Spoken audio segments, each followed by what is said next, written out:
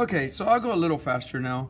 Now I'm just gonna add the 5x. Now we know what we're doing, right? So that equals 0. I'm moving over a little bit, but that's 0.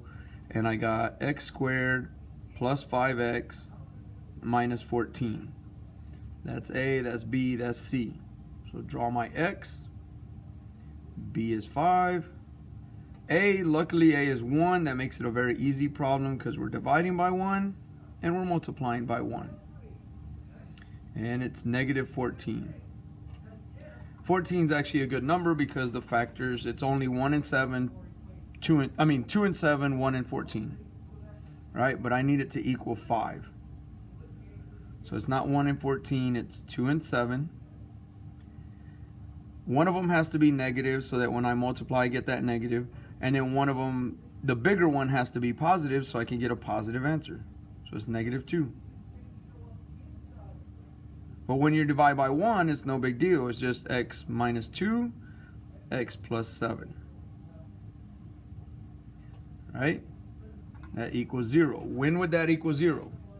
Well, if I put a 2 in here, so x equals 2, or if I put a negative 7 here. If you notice, I stopped writing it like this. I don't have to write the number x equals a number or x equals a number. We just put a comma and say x is either of these two answers. All right, looking at 11, again, that's A, B is missing, and that's C. So this is one where B is 0 because there's no x. I got negative 121. A is 1, so it's all the divide by 1, multiply by 1. Makes it really easy. And this has to equal 0. So when I add them to get 0, it has to be a positive, negative, same number. That means it's the square root of this. Or whatever number times itself gives me 121. So you could do the calculator or just know that's 11.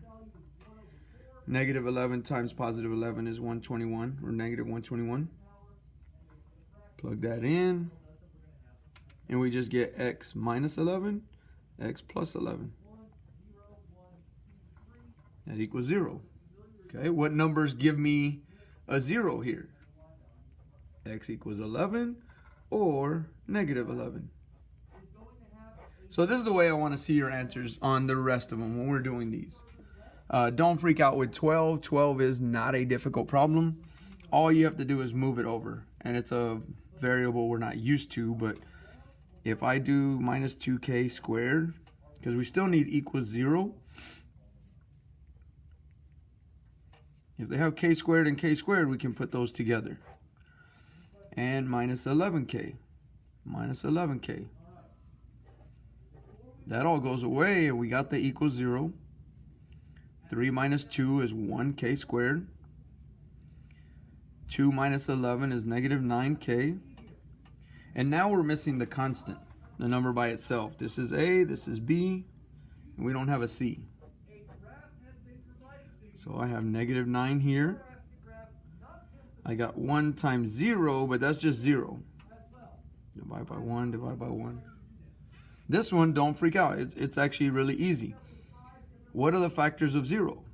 Well, 0 times anything will give me 0, but I know I want it to equal negative 9. So what number would I put here? I would put negative 9, right? Okay, so that's x plus 0, x minus 9. Since we're dividing by 1, like we just go faster, right? How can I get this to equal 0? Well, if x in this term is 0, then this will be 0 and it'll all multiply. Or if x in this term is positive 9. There's my answer. And again, this is the way I want to see your answers.